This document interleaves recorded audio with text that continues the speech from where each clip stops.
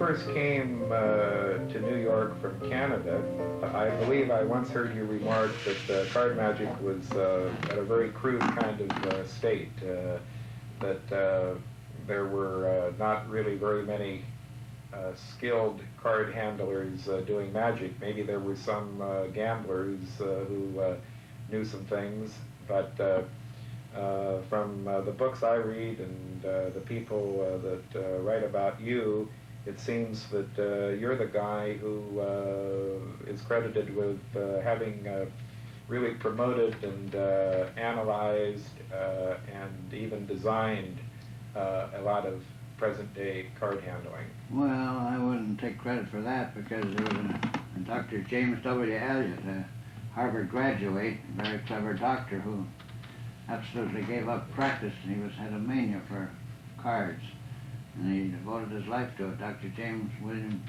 Elliott, in fact, he issued a challenge to anybody in the world to meet him with for $10,000 or $5,000. I think it was $5,000.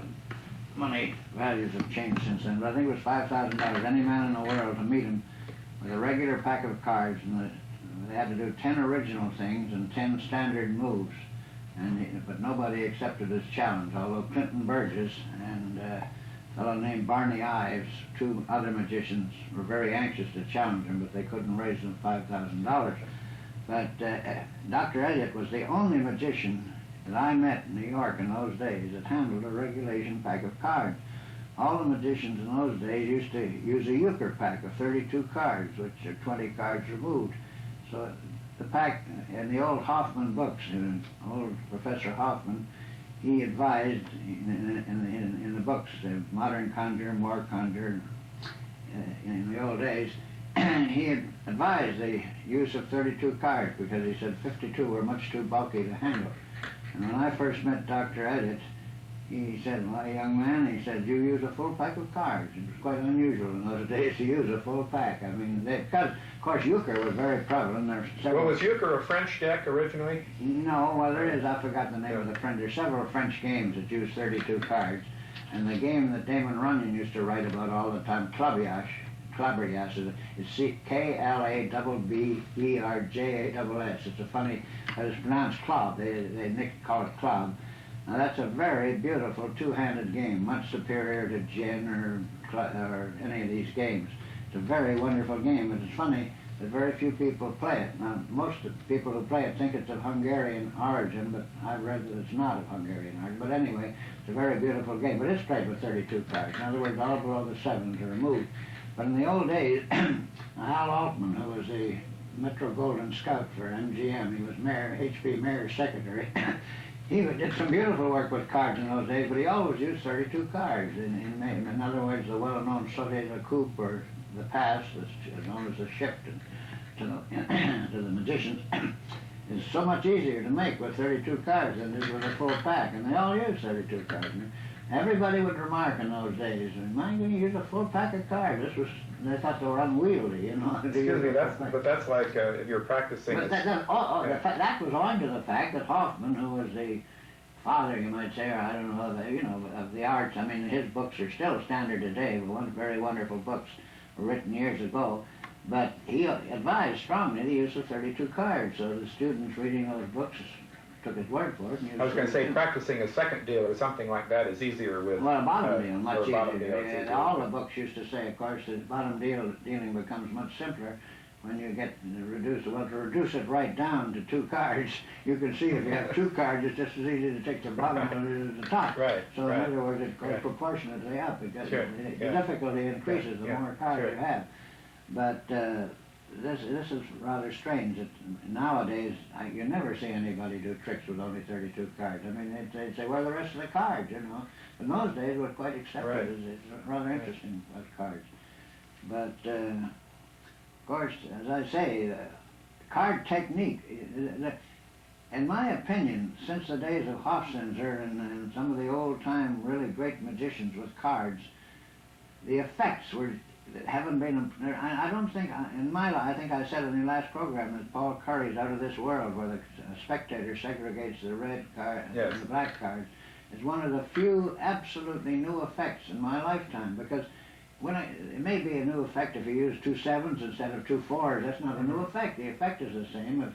Whether you make queens jump from one place to another or jacks, what's the difference? It's the same effect. Although some people might say, well, it's more effective to make jacks jump than 4s or 3s, but it's the same trick.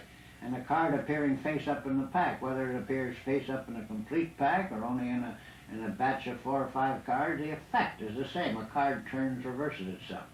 So, I mean, effects are very, very rare, but the methods of it, that's it, almost methods are really advanced to a very high degree. The methods of doing things. A refinement upon a refinement. In the old days, when they make this sauté la coupe, which in slow motion is a method of cutting cards. Of course, you can just cut cards like this, but mechanically the cards are cut with a little finger in there and cut that way. Now this is done, I'm just doing it in slow motion like that.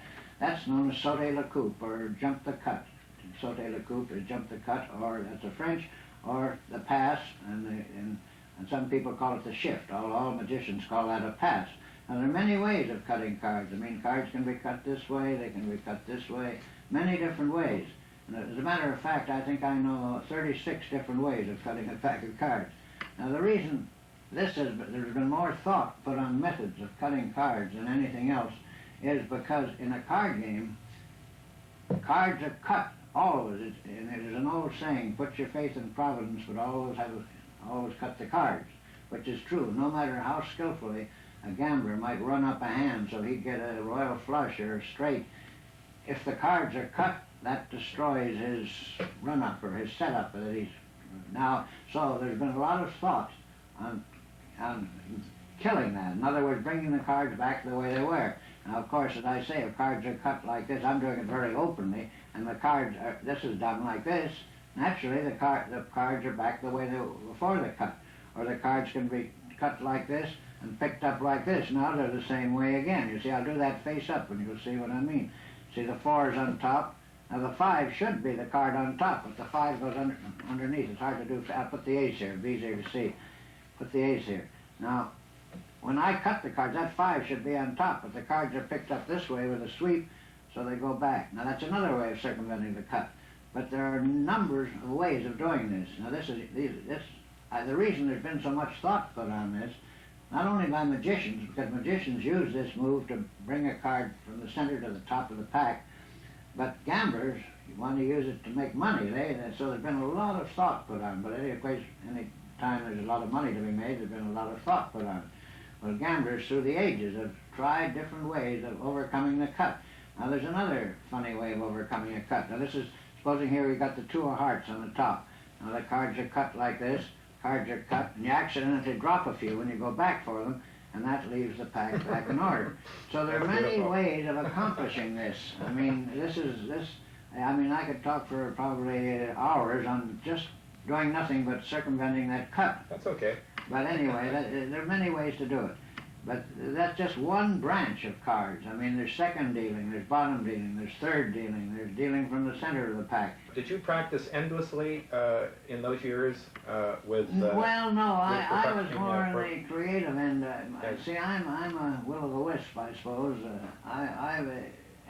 Anything you take up, I've been very. I know a real jack of all trades, because any time I saw anything that was clever, whether it was an acrobat or a tightrope walker or a fancy diver or anything in gymnastics, I always tried to perform it. Now once I got fairly proficient at it, then I'd run to something else. I was interested in photography and electricity and all the things. I remember when first Marconi discovered wireless, I saw directions in some boy's own paper how to make a wireless.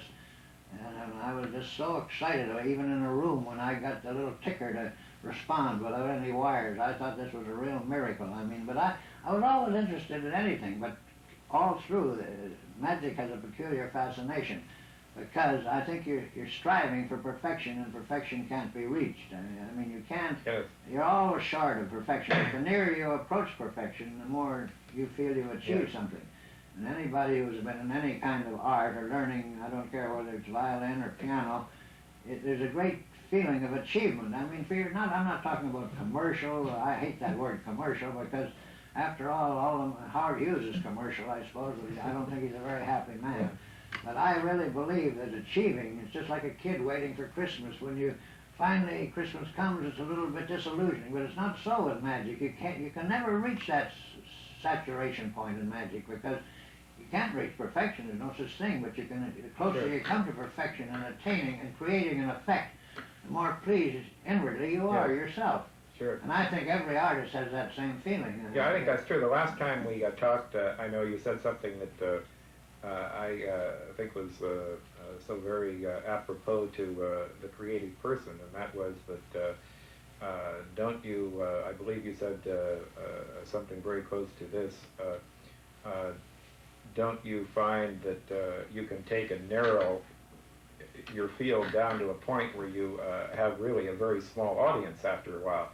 And I'm sure that's no audience. If you go, no audience. You get too good, you're your own. Yeah. You get past everybody. And I'm sure that's as true with magic, maybe particularly card magic, as well as anything else. You can just simply refine it to the point where the audience, particularly the layman, is almost lost as to what even the effect is.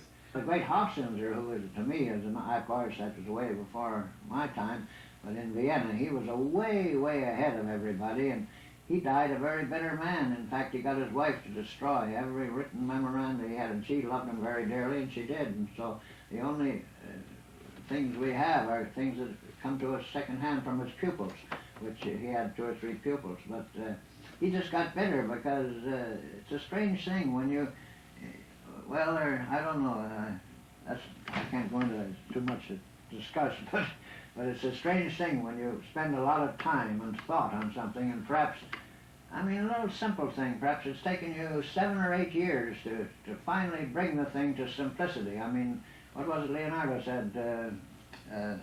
Details make for perfection, but perfection is no detail. I always thought what a great thing saying that was, because things get complicated, but after they become beautiful, they're simple. The effect is there without all the complications. And what annoys me, I think it would annoy anybody, is after spending perhaps 5 or 6 years, not working constantly, but adding a little idea, and finally you bring a certain trick to a form that's pure and without being cluttered, and you show it to somebody, they say, well, of course, how else? I mean, how else would you do it? As if it's an obvious thing. Well, a lot of the greatest inventions, after you've known them, they're obvious, but that's the same with magic. Yes. It's a little annoying when you show a fellow something, you say, show me that, and you show him, he says, well, of course, that's the way I do it. We wouldn't do it that way at all without going through years of experiments. Yes. But it's a little disconcerting. That reminds me of a question I have to ask you. Is it really true that you invented a card move that was so perfect that you would never show it to anybody? Well, there are a few. Well, I had a friend who called himself Muhammad Bey. That was a fictitious name in New York. He looked a little bit, he had lips that resembled an Egyptian. And I've seen pictures of it. Yeah, my wife suggested, said, well, you should bill yourself as a Muhammad and call yourself Muhammad, because your lips are very much like an Egyptian. And he did, and he even fooled on the ships going to South America one day, the chief engineer, Mr. Link, an elderly man, got quite a kick out of it, because Sam Horowitz was his right name. He spoke English very well. But he introduced Muhammad Bey to 2 sisters that were on the ship, and 2 nuns. And so Sam said, very, very glad to know you, sister. And she said, oh, he speaks English. The chief got a big kick out of that, because he used to pretend he worked in pantomime, and they thought he was an Egyptian. Really, he wasn't Egyptian. This was amusing. But when to Sam and said, my, he speaks English. And they were quite flabbergasted that he could speak English. They thought so that showed he was pretty good. But he was the one, I went off on a tangent. He was the one that used to say to me sometimes, when I'd show him some little dinky thing, he'd say, you know, he says, this is so great, I'm afraid even to think about it. He thought the thought would be conveyed to people. As an illustration of that, there's a trick which I think I was the first to utilize, in which a card has backs on both sides. In other words, the card is made like that. It's printed so that it has backs on both sides. Now, I used to use this in several ingenious tricks, because nobody suspected that there were some trick cards in the old days that used to be printed on both sides, so you didn't have a card that was faked like that. But I made use of this trick, which incidentally was Hofzinser used it for an entirely different reason. He used to use double-back cards sometimes. He had a trick where the card used to jump out and fall on the floor. Well, naturally, although they fluttered to the floor, they'd always fall face down because there was no face. I mean, I loved that principle when I was a boy, because I thought, what a daring thing. These cards fly out of his pocket and fall on the floor, and they all fall face down. Well, this was a subtlety that he utilized, because any thinking person would say, well, they must have been the right cards because they might have fallen face up. Sure. But what happened was these all fluttered out of his pocket, and he put these cards in his pocket before the trick commenced. He said, I'll put 3 cards in my pocket before the trick commences. And he put these 3 cards, apparently, but they were all double-back cards. He put them in this upper pocket here, and then he had 3 cards selected, which he, by that pass I was talking about, he brought them all to the top of the pack. He brought these cards, for instance, here, he brought, we'll just say, for instance, that these were the cards, here, a 4, 8, and a 9, we'll say. These are the cards, a 4, 8, and a 9. Now, these cards were brought to the top. Now, he made a snap, and these cards jumped out and fell on the floor. Of course, they all fell face down, face down. Now, he picked them up, and he said, he picked them up, and with a gesture, he exchanged them for these cards, and he said, wouldn't it be funny if these were the cards, and showed these other cards? Well, naturally, people would think they must have been the cards, because they might have fallen face up. Sure. So this was a subtlety that I admired. Yeah. So and I thought, I wonder what other ways a double-back card can be used with 2 backs. Now, what other ways? So I came up with a great many different ways of using this card. And getting back to Muhammad Bey, I used to fool him very badly with using this principle. And one time he said, won't you please show me that? Please show me that. And I said, well, here. And I gave him a card, one of these cards in his hand. And he just held it like that. He said, no, don't tease me. Please show me. I said, well, I'm showing you, Sam. He said, you're not showing me anything. So he handed me the card back, and I put it back. And I did another trick, and I said, there's the secret, Sam. And I handed him a card. Never once did he turn the card over, and he kept saying, please don't tease me. So finally, I reached over and turned it in his hand, and he took a startled look, and he said, gee whiz. But he still didn't know how I was using it, but he said, oh, I'd be even afraid to think about this. I mean, he liked the idea so much. But I mean, that's just a little illustration of what I'm talking about. I mean, But also a real insight into the psychology of the observer, because so often I think the magician maybe thinks that people are going to see him do something that, of course, they never see him do. Well, I'll tell you, here's an interesting thing. See, I never forget, when I was a young boy, I went with my father on a fishing trip. I mean, we went up in the mountains in Canada, went on this fishing trip, and they had a poker game. My father never gambled or anything, but there were a number of men there going on this fishing trip, 7 or 8.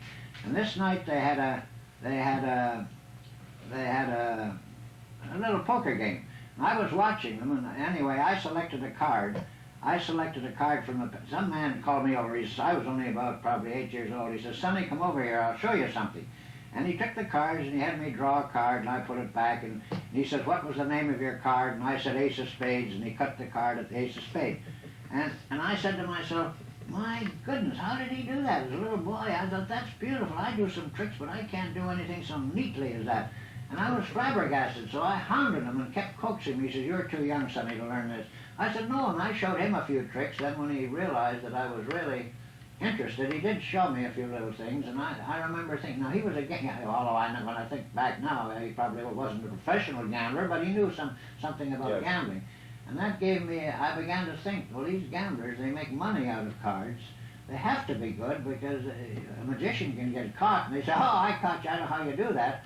But if a gambler does something and he's playing on a card, they probably throw him out of the game, or don't let him win the pot. He's got to be good. So I had a great respect for it, although I never wanted to be a professional gambler, but I thought they have the finest methods. So I began chasing gamblers every time I'd meet one, and trying to find out what weapons they were using. Sure. And some of the things they do are very ingenious and beautifully worked out. I hope I'm not putting you on the spot, but can you demonstrate a whole card switch? Oh yeah, there are many different kinds of. I read the reason that particularly fascinates me is I read where somebody said that you showed them one time 17 ways to switch a whole card. I do know about 15 or 16. Which I'm not asking you to do all of now, but I just thought it might be. What I mean by my hands, incidentally, I'm not, a poor workman blames his tools, but I'm not blame it. But my hands are so dry now that certain things I used to do with great facility I can't do well now. But I'll try to see if I can do this one, which is a good one. I mean, for instance, in the game of stud poker, of course, having a deuce in the hole or a 2 in the hole is not a very good hand. But if you have concealed on your lap or in your shoe or anywhere, you have an extra card here. This is the way, this is one of the ways they switch cards. Now this card here has to be switched for the 2. Now the way that is, one of the ways that is done is this. They take the card and they look at this card like this. They look at the card like this. Oh wait, excuse me. You don't mind if I put a little something on my hands? My hands are so dry. No, my hands are so dry. This is just ordinary hand lotion, but my hands are so dry I can't do these things like I used to do them. Because my hands are very, very dry now. But anyway, here's the action on this. Here's the card that's concealed here. Now, you've got the 2 in the hole. So you come over this way, you apparently look at this card like this, and you come over and put it here and you say, all right, and you see you've switched in the 2. Yeah, I didn't even see it from here, as a matter of fact. Well, there are many ways. Now, I mean, here's a way where it's done with vehemence, you might say. Here's a 2 down here. Here's a 2. Now, here's the ace. And they say, this is for a violent type of performer. I mean, here, you got the ace here. You say, well, you come over like this. You say, look, there. Well, see my hand's dry again, but I'll do it again. Wait a minute. I haven't done these things for years, but here, well, I'll switch the ace for the 2. You got the ace here. You come like this and you throw it down like that and switch, see? But that's another way of doing it. I have to hit you for 3-card monte because I think that's an you want a. Would you like a deck of? No, these are. You want a deck of? No, these are good. Are they all right? Any card. I never use any special cards. That's one thing. Years ago, one of the great a fellow named Warren Keene, who was one of the finest sleight of hand performers I ever met. Warren Keene, Nate Leipzig, and Max Malini, Silent Nora. Those 4 were very interesting performers. But Warren Keene always told me, he says, Vernon, if you're going to do card tricks, he says, never use any phony cards if possible, because he says, once they catch you with phony cards, he says, your reputation is over. They say, oh, well, he uses trick cards, and it's true. I mean, it's like tricking anything else. Well, it's not quite cricket. Not cricket, that's right. Use an old British expression. But anyway, this is these beautiful cards, by the way, were designed by my dear friend Tony DeLapp, and I think they're very beautiful cards. As I say, they're beautiful design. But I hope you won't be so attracted by the cards that you won't see what I'm doing here. But anyway, this is a game. They used to have a little rigmarole. They used to say a little game from Hanky Poo. The black for me and the red for you. If you bet 10, you get 20. If you bet 20, you get 40. And in fact, you can bet any amount of money you like. Now, the game was very simple. All you had to do was to watch where the red card went. I can throw it here, I can throw it here. In other words, I can throw it on either side. They'd throw them down like this, and most people would see that the card went there. But some people would say it went here. Well, it didn't go there. It went where I told you, right there. You see, now I'll show you how this thing works. You see, anybody can see where that card goes, because it's a single card. When I throw it down, even a little child can tell where the card drops. But when I have 2 cards in my hand, it's hard to see whether I throw that queen like that, or whether I throw the top card and keep the queen. You see, because there are 2 cards. It's a 50-50 chance to see whether I throw that one or whether I throw that one. It looks similar, so you have to watch to see which one I throw. Now, of course, if I show you which one I throw, if I show you black here and black here, a lot of people would take this card over here, but that's black, you see. That's black, and this one's black. And if they get this one, they lose because the red one's over here. Now, that's a little bit ambiguous to most people. They don't understand what I'm doing. So now I'll show you how they make. You see, the average person is too timid to risk money on another man's game. Every child has been told not to bet on another man's game. But a lot of avaricious people, when they think they've got the best of it, or they think they'll take advantage of it. Now, I'll give you an illustration of what I mean. Now, there are only 2 black cards, 2 black and 1 red. That's black and that's black, and there's only 1 red card. Now, when I pick the cards up, I always keep them bent a little this way so they're easy to pick up from the table. Now, naturally, you don't follow, that's black, you don't follow that, you don't follow that, you follow the red one.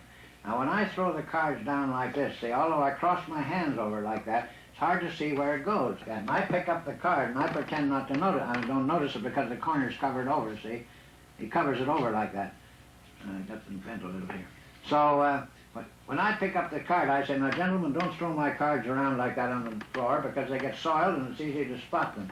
And I pretend. Now, I throw the cards like this, and of course the shill puts his hand over this corner right away and he makes a large bet on the card and he wins.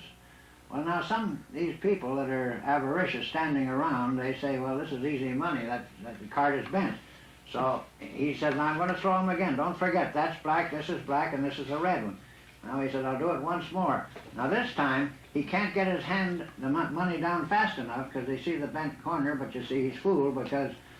Now the question is, who's the honest man here? I mean, this fellow's trying to cheat the operator by taking advantage of the bent corner, but he's outwitted. False shuffled, I mean, I don't do them as well as I used to, but I got these cards all arranged red and black. You see the black on separated, the colors. Now, if you take a pack of cards like that and legitimately riffle them together this way, this is known as a riffle shuffle. If you shuffle them together that way, and then cut them, apparently they should be mixed up, but you see they're not, they're just exactly as the way they were. Now I'll do that again very slowly. You didn't know what I was going to do, so I'll do it very slowly this time. I want you to watch every move. Push them right in like that. Cut slowly, like that, and you see the cards are all exactly as they were.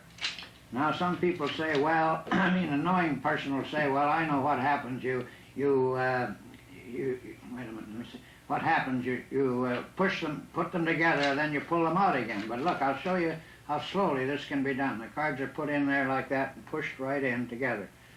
Now, to all intents and purposes, those cards are thoroughly shuffled. But when I give them this cut like that, I separate all the colors again, and they're all back the way they were. That's fantastic. Now, that's known as false riffle shuffling. Now, there are all kinds of false cuts, as I say. You can cut the card. Now, see on the bottom I have the 2 of diamonds, and the top I have the ace of spades. Now, I can cut like this, see? As many times as I like, I can do this kind of thing. And the ace of spades stays there, and the 2 of diamonds there. Now, you can give a triple cut like this. But the 2 of diamonds stays there, and the ace stays here. So see, there are many ways of apparently shuffling the cards when they're not actually shuffled at all. Now another thing, sometimes when you say, well, what happens when somebody picks up the cards and shuffles them? They shuffle them themselves. Now somebody says, let me shuffle the cards. You say, all right, you shuffle, and they shuffle, but unbeknown, you've stolen 2 or 3 cards or a whole hand. If you want to steal a whole, more than 5 cards, you do the same thing. You put the pack down, and you've got a whole hand of cards here. So, I mean, there are many ways of doing that. Now, that's what's known as palming in the right hand, like this. You see, the cards are squared up, the deck is squared up like that and put down, and you have cards here. Now, there's another way of doing that. You can do this from the bottom, see, like that. Keep the cards in the left hand. Now, when you've got the cards in the left hand, here, and you want to get them into the right hand, there's a move like this. See, you come over like that, and they transfer the cards to this hand. So there are many hundreds of different maneuvers that can be done, I mean, with cards. And these are utilized by magicians. The more weapons they have, or the more devices they have, the more tricks they're able to come up with. Because after all, there are a very limited number of basic effects. Cards can be made to rise out of the pack. They can be made to change places. They can change color. They can, if you have you can change a red back deck for this blue back deck. And as I say, but there aren't more than probably, by the wildest stretch of the imagination, I don't think you could come up with more than 20 effects. Although there are thousands of tricks, there are only what you might call 20 basic effects. I mean, cards can be made to grow smaller, made to grow bigger. They can be made to spin. They can be made, but these are all different effects. But after you get to 20, you'll find there are no more. I mean, at least some mind maybe ingeniously to concoct some new effects, but it's very difficult. Even the electronic age hasn't produced I remember reading once in a very fine book one time. It says it's harder to come up with a new effect in cards than it is to concoct a new proposition in Euclid. I mean, Euclid is absolutely, I mean, to come up with something brand new in Euclid or geometry is almost impossible. And the same thing with a new effect in cards. Very difficult, a new effect. People say, oh, I saw a new trick last week, but it's not really a new, it's a variation of a well-known effect. See, after all, finding a card, I mean, it's been selected. Well, that's an effect, finding a card, unbeknown to the person in some way, you find a card that they selected. Well, it doesn't matter whether you find it under an ashtray or up behind a picture on the wall or in somebody's shoe. It's still the effect of finding an unknown card. So although the effect seems different, it's basically the same effect, finding an unknown card in some outlandish place or in your pocket or in your shoe, as I say, or under somebody's hat. You're still finding a card. So that's what's so difficult about magic. You're limited in the effects, but the way effects can be twisted, and well, of course, that's the way you take 8 notes in an octave on a piano. I mean, the number of variations they get are fantastic because by combining them endlessly, you can get all kinds of different musical sounds, harmony. So it's a very interesting thing. I mean, I'm fascinated by cards because it's almost endless what can be done with them. Of course, as I say, I wish I could come up with a new effect, which I don't expect to do in my lifetime. Well, you came up with an awful lot of new ones. Well, variations various of kinds. effects, yes, but The brainwave deck was. yes, well, that was a new. Well, it wasn't a new effect. It was just finding a card somebody thought of. That had been done in. That's true. In less obvious and more obvious ways. But presented as a mind reading. But this was done under what you might call almost test conditions. Apparently, it was something. Because usually to have a card thought of, you had to force it, so-called force a card, which the average person who's trying to discern how the trick is done won't take a force card. But, I mean, this brainwave was good for that reason. You found the card in a better way than had been done before.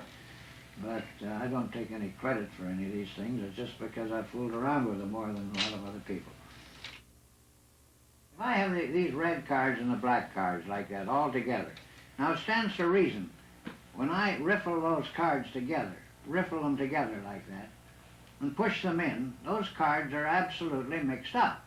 But I'm going to exaggerate. What I actually do is when I push them in, I push them right through each other. See, right through each other and pull them out again. But this is done rapidly, and the cards are naturally back where they were before, see? The cards are all back where they were before.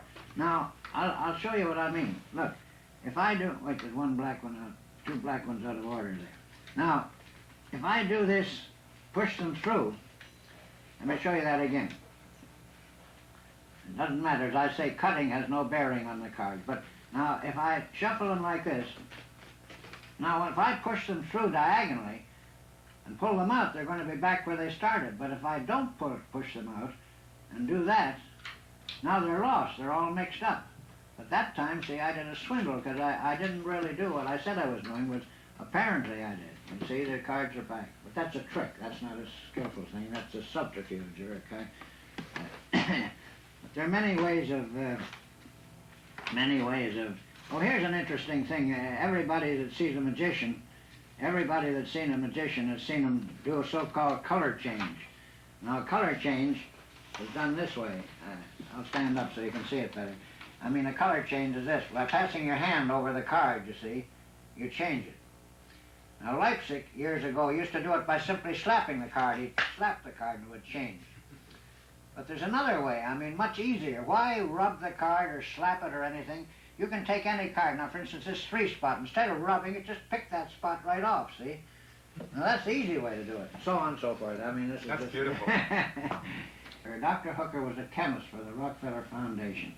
And people who could not solve his method, I mean, he used to do it on Sundays. He'd give every now and again, perhaps twice a year, he'd invite a crowd of magicians over to his home, and he'd put on this rising cards. Now, the effect of the trick was this. He would put the cards, first of all, he'd use his own cards, and he'd put them in a houlette. The houlette is a container for cards. He'd put them in this glass houlette. He'd push them down in there. Now, you'd call for any card you wanted in the pack, and the card would rise from the pack. Now, this was amazing because there were 52 cards there, and any one you called for would rise from the pack. You know, would rise, and he wasn't anywhere near it. It would rise from the pack like that. Now, then, the real test, this didn't fool the magicians too much because there are many ways this can be done, but he would now borrow a pack of cards, and without without spreading them out and looking at them, he'd take them from the lender, put them in the houlette, Now you'd call for a card and up would come the card that you named from your own pack. Now fellows would try to catch them. They'd take their pack at home and they'd put a card in backwards like this. They'd reverse it in the pack. They'd turn it upside down. And they'd give him this pack. They'd give him this pack to hold. Now when he put the cards in the container and they'd call for the Queen of Diamonds, that card would come up backwards, which proved that it was the actual card, pack that they gave him. Now this astounded people. I mean, they couldn't understand it at all. I mean, but they failed to mention when they talk about this trick one little difference. When he borrowed your pack, the pack was not visible in the houlette. It was visible at the time he put it in the houlette, but then he had a little screen that he'd stand in front of the houlette, a little screen like this. And in other words, the whole pack was out of sight. Then the card would rise. But always when you use your pack, you put the little screen in front of the card. But the only two people I understand that ever had the true working of this trick, and that's John Mulholland and Dr. I can't remember his name, well-known doctor in New York. But anyway, but everybody was fascinated by this trick, and they said, well, it must be chemical, because he's a chemist, and it must be I don't think chemistry had anything to do with it, but I have a inkling of how it was done, but I don't know the exact. That's fantastic. That's fantastic. It really created quite a furor. Yeah, I read just... Dr. Hooker's Rising Cards, yeah. Hooker's Rising Cards. Dr. Hooker was a famous chemist, but he was much more famous among the magicians for his rising card than for his chemical effects. Than he was for the chemical effects. Herbert Brooks was a good magician. Herbert Brooks' son is living here in Los Angeles, Ron Brooks, but Herbert Brooks. Now with simple ingredients, of course I know you've all heard the story about a man who with a simple box camera takes beautiful photographs, or a man with 5 basic tools, a hatchet, a wrench, and a saw, or a chisel. He can make wonderful things, but that's all right. But I think the workman today who has tools for every possible thing, he can do a much better job.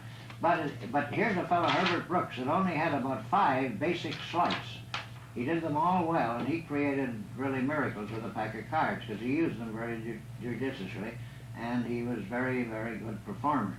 But as I say, the trouble with the young magician today is that he learns all kinds of sleights and maneuvers and tricky things with cards, but he doesn't pay enough attention to the basics, the effect. In other words, you get lost with all these intricate things, and the effect created is just like a painter. I mean, you may use the finest Winsor Newton, I don't know paints anymore, but the finest colors in the world and the finest canvas, but if he forgets to paint a good picture or create something, well, he may use the finest tools in the world, but he winds up with nothing but a colored canvas. So it's the same way in anything. You've got to have what you want is a finished thing, the effect at the finish. That's what you want. You don't want it. Who cares how many different paints or straight edges or whatever you use? I mean, you know. Right. You've got to. Many of the young card magicians, in particular, that I have seen through the years here at the Magic Castle,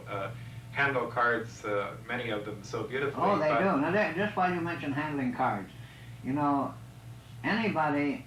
I don't know how some of these imposters are able to fool people. I mean, there's this story about this great imposter that performed medical operation, and everything. I don't know, because to me, you ought to be able to tell instantly, unless a person's a marvelous actor, whether they are acquainted with the craft. I mean, are skilled in the craft. Now, if you see a fellow pick up a pack of cards like this, the moment he picks them up, you know he doesn't know anything about handling cards, because people don't pick up cards like you pick up a piece of mud or something. They pick them up. I mean, their cards are picked up. They're not picked up like this. They're just picked up this way.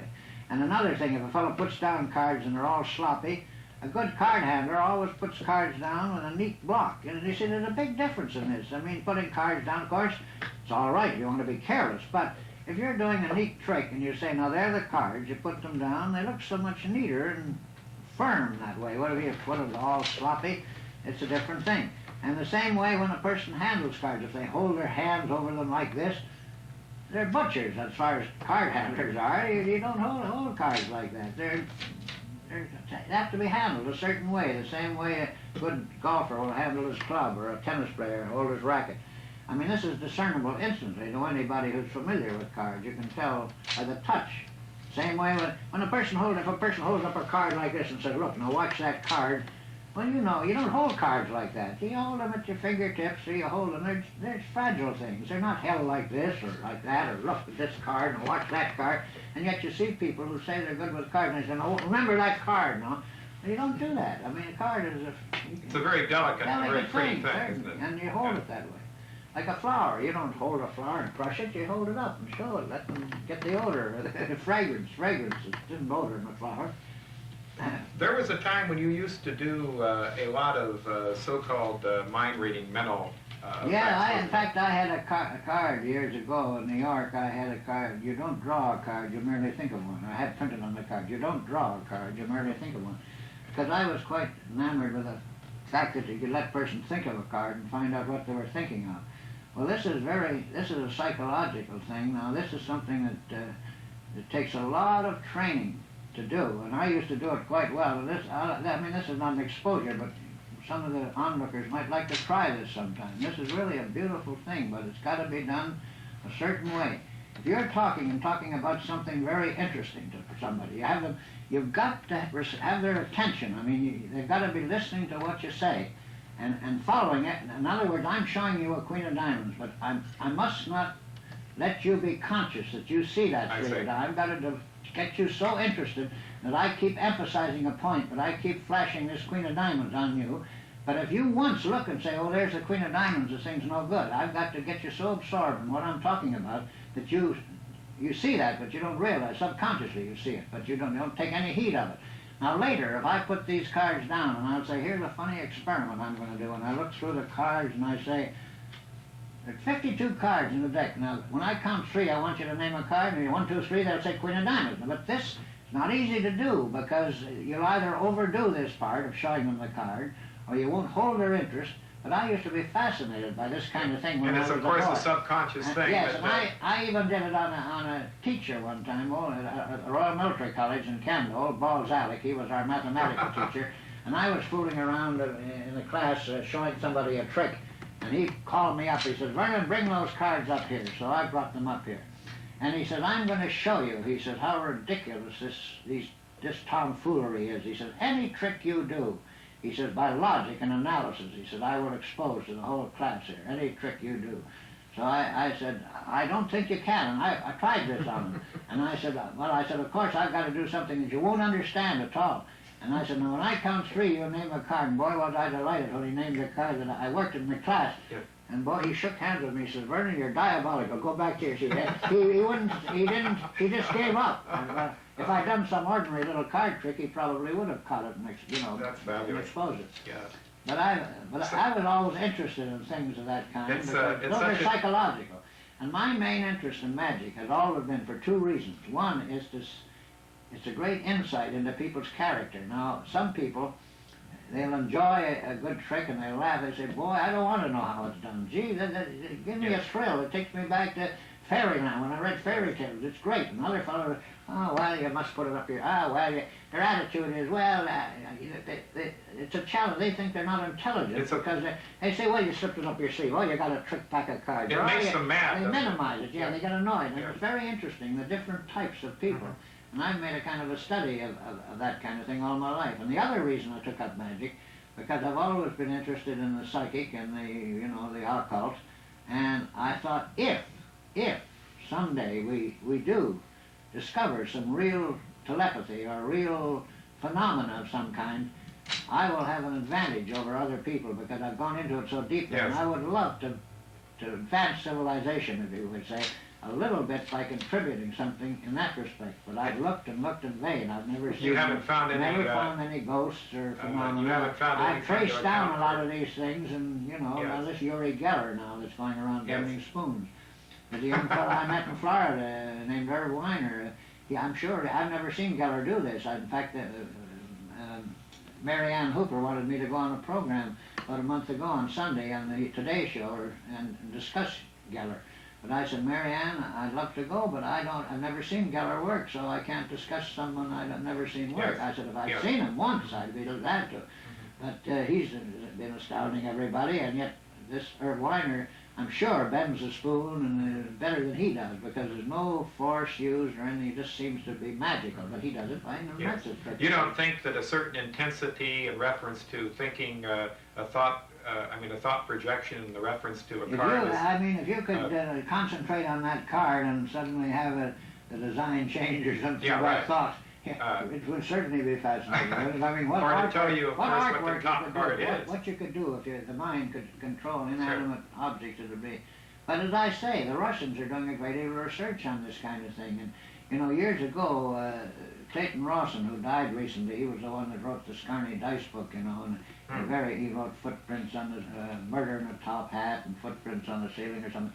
But anyway, he was a very nice guy, and he wanted to send me down to Duke University to play a hoax on Dr. Ryan. And I mean, in other words, not to tell him I was a magician or anything, to tell him that I'd been fascinated all my life because I had certain powers that I couldn't explain. And I know I wouldn't have any difficulty in fooling Dr. Ryan with some tricks. And I wouldn't do them as tricks. I'd say, well, doctor, I don't know.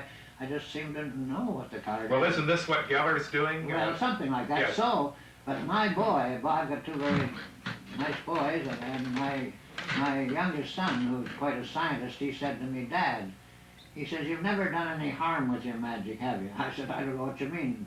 He said, well, he said, poor old Ryan, he says, Seer, at least, he might discover something, he might. And he says, you might set civilization back 1,000 years by doing it. He might discover something, he might be leading into something. And he said, you destroy the poor old man. He says, don't do this. And he said, so I took my boy's advice, I never did. But would you have been? Would it have been?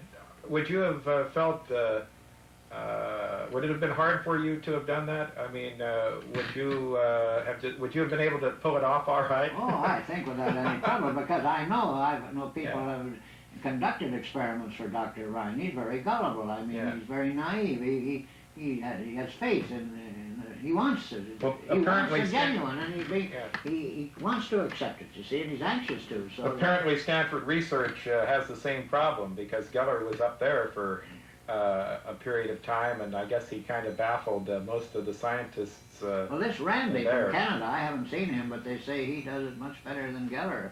But of course, Randy's pretty.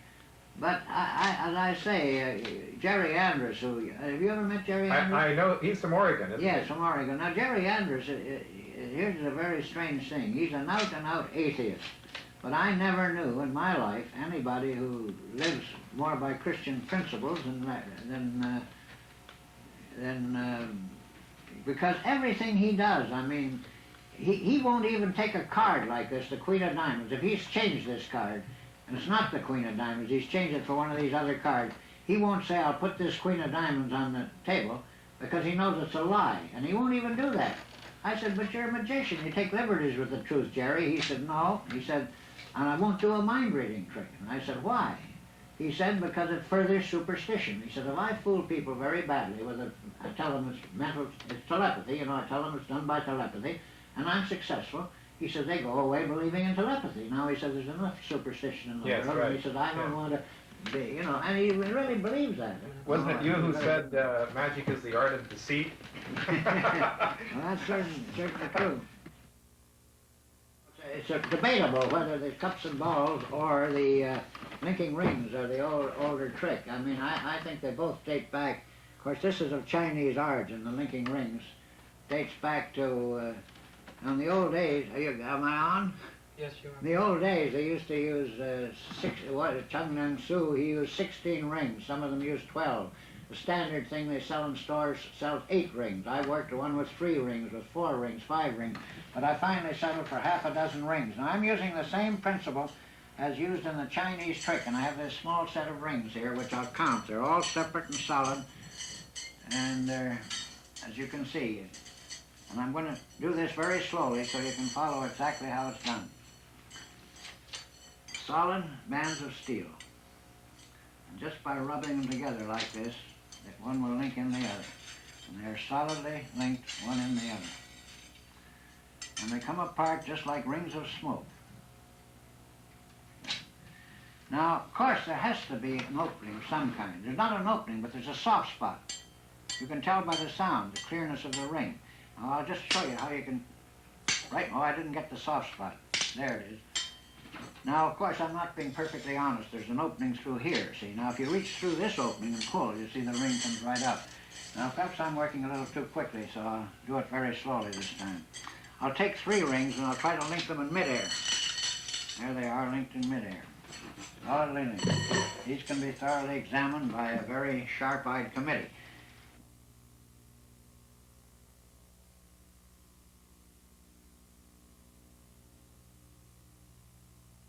Now, you see, it doesn't matter how many rings you have. If you keep up that twisting movement, you see, they link together. Now, if you want to get them apart, all you do is let them swing down like that. Swing down, comes off. This one swings, and this one comes off. Now, I'll pick up these 3 that are linked together here. I'll show you how they melt through each other.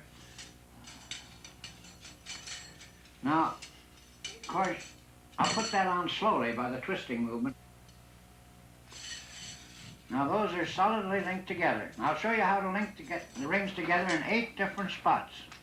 By reaching through like that, now they're solidly linked together in 8 different places. And they come apart by this twisting movement, called the Chinese twist.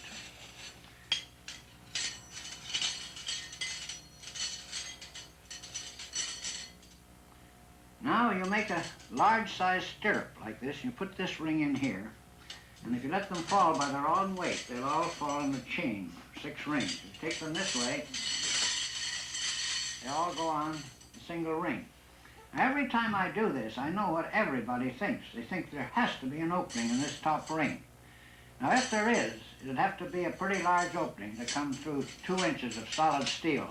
But you see, it comes right out, absolutely out, and it goes right back again.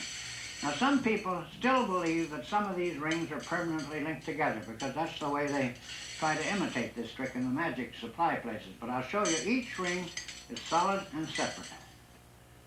I only have 6 rings, so there's nothing to confuse you. Oh, something happened here. Let me see, I got 2. Oh, there. Wait, well, I didn't get them off. Never happened before. Something happened with these small rings. I'll put them all together again. All on this ring. I don't know what happened there. Let me see. I got to take this ring off. Hard. Oh, there it is. That's right. See, I didn't hit the soft spot. That was the trouble. Now I'll try to separate the rings. There's 1.